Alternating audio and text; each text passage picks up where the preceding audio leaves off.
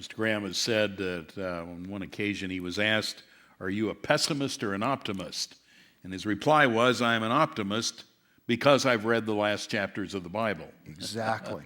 And I think there's a lot of truth in that. Yes. But Randy, if we live in a fallen world, and we do, does that mean everything is bad, everything is terrible, no matter what it is?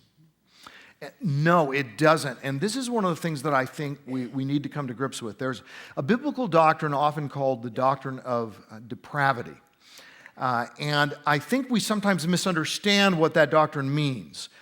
Theologian Wayne Grudem, do some of you have Wayne Grudem's books? He's Systematic Theology, has a book called Bible Doctrine, and others. But I think Wayne Grudem is right when he says a better term than total depravity would be total inability. We have a total inability to commend ourselves as righteous before God. It doesn't mean we can never do a good thing. It means that we do many bad things. And those many bad things, even if we did one bad thing, if you violate or offend the law in one point, you're guilty of all. And therefore, he says, be ye perfect, even as I am perfect. We fall short of that standard. So it doesn't mean we can never do a good thing. It doesn't mean that the world doesn't have good in it. For instance, an unbelieving soldier can fall on a grenade to save the lives of his fellow soldiers. Is that doing a good thing? A heroic thing? Yes. And yet an unbeliever can do that? Well, that's in a world where God gives this common grace. We are still created in God's image. So the fall did not take away the fact that we're created in his image. You see that in the book of James, that we are still his image bearers. It marred the image of God. It twisted certain things in it. And C.S. Lewis in his Space Trilogy uses the term bent. It's not that we are broken in one way, but in another way we're bent. And you read the Screwtape Letters, and it's like Satan is always trying to twist and pervert the ways of God. But there's still goodness in the world. And this is where, by the way, the atheist or naturalist viewpoint of the world and the world's condition, where they're saying, well, as a Christian, you need to explain the problem of evil. Well, they've got two problems. They also need to explain the problem of evil, but they have to, but seldom do, explain what could be called the problem of good, the problem of goodness.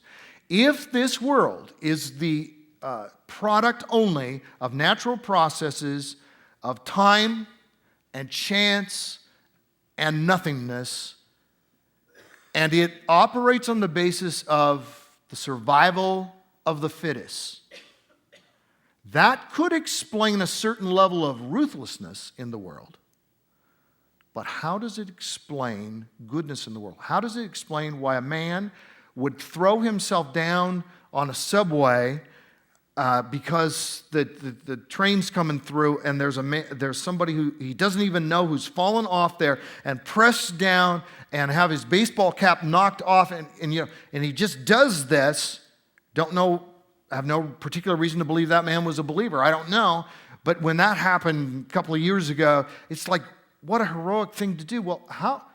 Survival of the fittest. There was some guy that had a medical problem, and he falls in, and the survival of the fittest, you just let him die, don't you? Well, what about two physicians from the United States who determined to spend their lives ministering to lepers in India?